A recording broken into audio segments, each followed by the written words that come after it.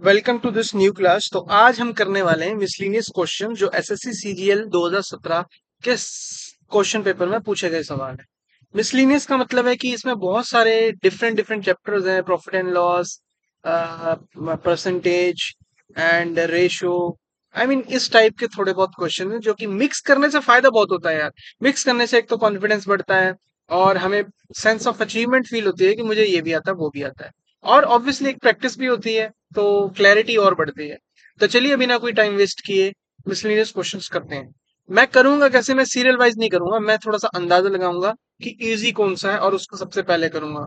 देखो हमारे पास 25 क्वेश्चंस करने हैं 15 मिनट के अंदर, तो मुझे ये तो करना ही पड़ेगा, ये आर्ट तो मेरे पास होना ही चाहिए कि मैं सबसे पहले इजी क्वेश्चंस को पिक करूं। तो मैं अंदाजे से स्टार्ट करता हूँ, ठीक है। क्वेश्चन पढ़ना और स्किप करूंगा जो थोड़ा टफ होगा, जिस पे मैं बाद में आऊंगा, और मैं सबके साथ समझाऊंगा भी, अप्रोच भी बताऊंगा, और जो जो आएगा सामने तब वैसे वैसे करेंगे, ठीक है। तो मैं पहला क्वेश्चन पढ़ रहा हूँ, आप भी पढ़ो।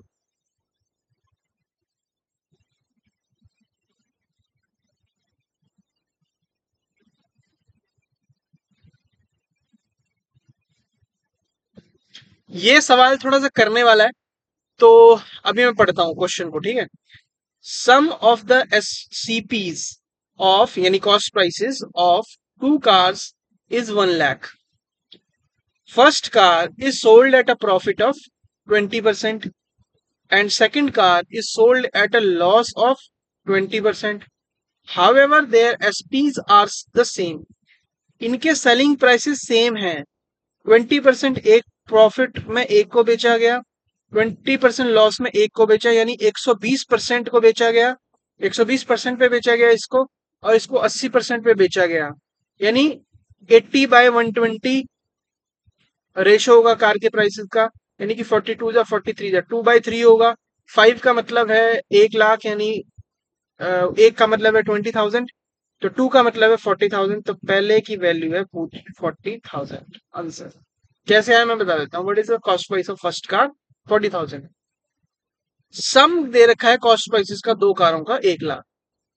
अगर एक्स है एक का प्राइस, दूसरे का वाई है, तो इसका सम दे रखा है 1 lakh. First car is sold at a profit of 20%। First car पे 20% का प्रॉफिट का मतलब है कि 120% ऑफ एक्स पे बेचा गया। And second car is sold at a loss of 80%, यानी कि उसको 80% पे बेचा गया। लॉस है ना, 100% अगर कॉस्ट प्राइस है तो 80% वाई है, लॉस है। लेकिन इनका सेलिंग प्राइस सेम है। अब एक बात बताओ, एक्स बाय वाई क्या होगा? एक्स बाय इनका रेशो क्या होगा? 80/120 होगा। 42 जा 43 जा 2/3 होगा। और 5 का मतलब 1 लाख है, ठीक है। यानी इंटू 20,000 टाइम्स है, यानी एक की वैल्यू क्या आएगी? 20,000, तो ये इंटू 20,000 हो जाएगा, यानी कि 40,000 हमारी आंसर आ गया, जो कि मैंने आपको बताया, ठीक है।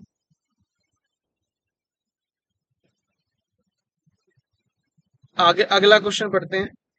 अगला कौन सा अटेम्प्ट करना है, लेट्स सी, ठीक है। आप भी पढ़ो।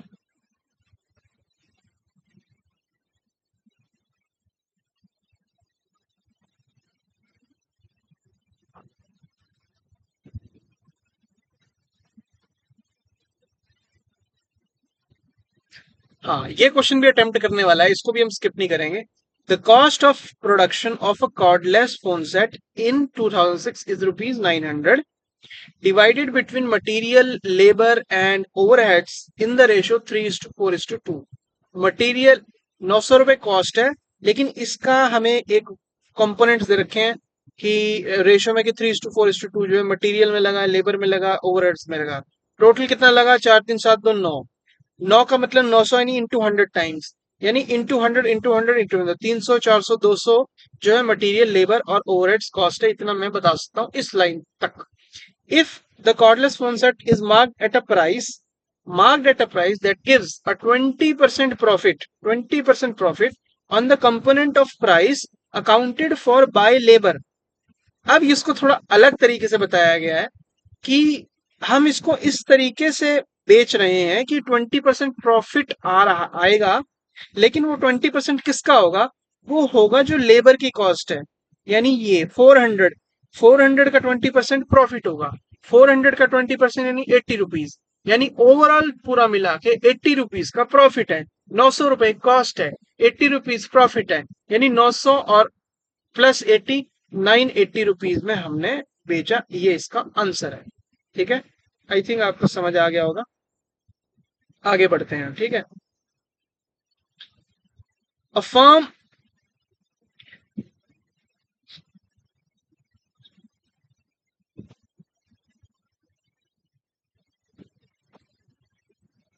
हाँ ये भी अटेम्प्ट करने वाला क्वेश्चन है। A firm dealing in furniture allows 4% discount on the marked price of each item. What price must be marked on a dining table that cost rupees 400 to assemble so as to make a profit of 20%?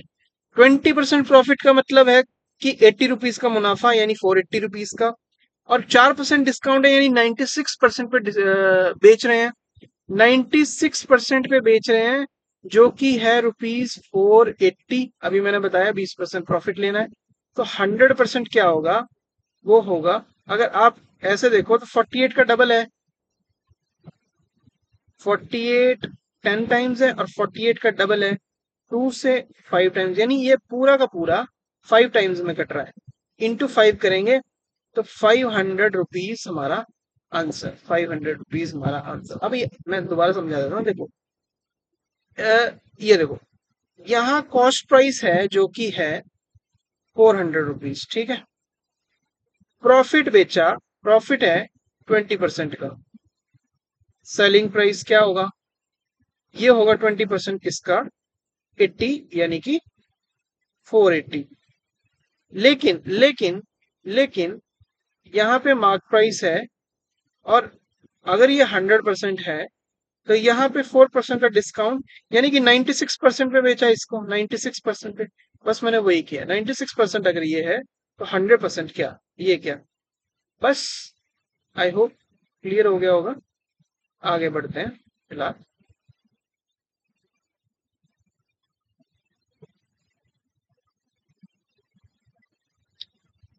Reduction of 10%, ये भी बहुत अच्छा question है, सवाल को attempt करने वाला question है। पढ़ लेता हूं मैं। A reduction of 10% in the price of sugar enables a housewife to buy 6.2 kg more for rupees 279। Find the reduce price. जो सामान 279 रुपीज का था सामान, ठीक है, कुछ कितना भी लेके आए हम, 279 रुपीज का था, लेकिन अब 10% से प्राइस घट गया।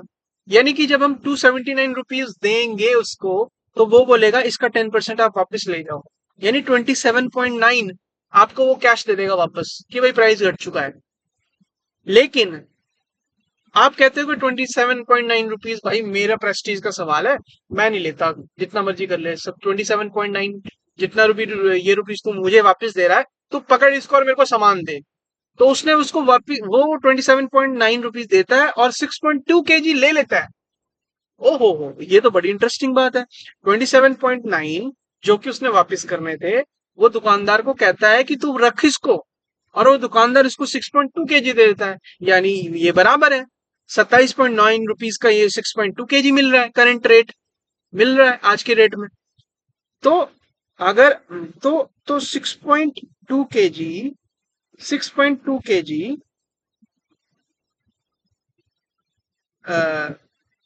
ये जो है आज का रेट है 27.9 रुपीज, यानी एक का।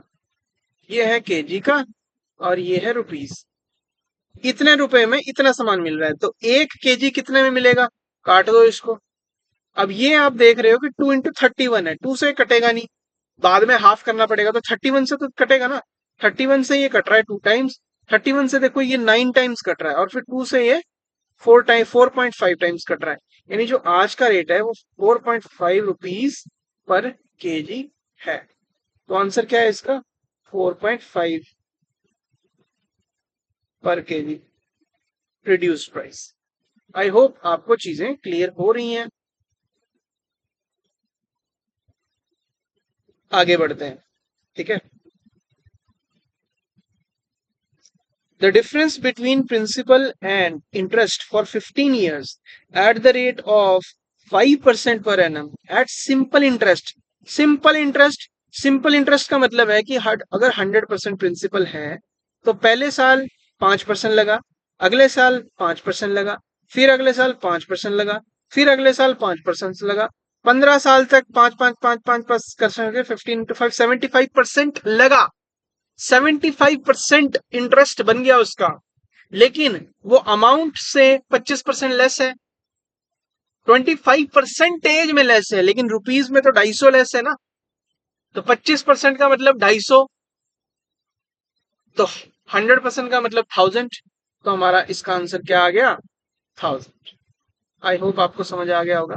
मतलब 25% जो डिफरेंस है वो है 250 रुपीज।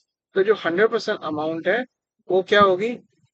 10 टाइम्स है, 10 टाइम्स, यानी कि 1000। आई होप आपको समझ आ गई वो चीजें। नेक्स्ट क्वेश्चन करते हैं। A copper wire when bent in the form of a square encloses an area of 121 meter square. If the same wire is bent to form a circle, the area enclosed by it would be, एक square है, जिस एक square है मान लो, उसका जो area है वो 121 मीटर स्क्वायर। अगर ये स्क्वायर है तो उसका ए साइड का स्क्वायर होता है एरिया, तो साइड का स्क्वायर यानी 11 का स्क्वायर है, तो यानी ये भी 11 है, ये भी 11 है, ये भी 11 है, ये भी 11। ये जो लेंथ है वो कितनी है? 11 × 4, 11 × 4। अब इसका हमने सर्कल बना दिया, एक सर्कल बना दिया इसका, इसी लेंथ का सर्कल बना दिया। इसका जो लेंथ है सर्कल की वो क्या होती है? 2πr, 2πr होती है। 44 तो आर आ गया हमारा 7 मीटर। यह आर आ गया हमारा 7 मीटर, आर आ गया हमारा 7 मीटर।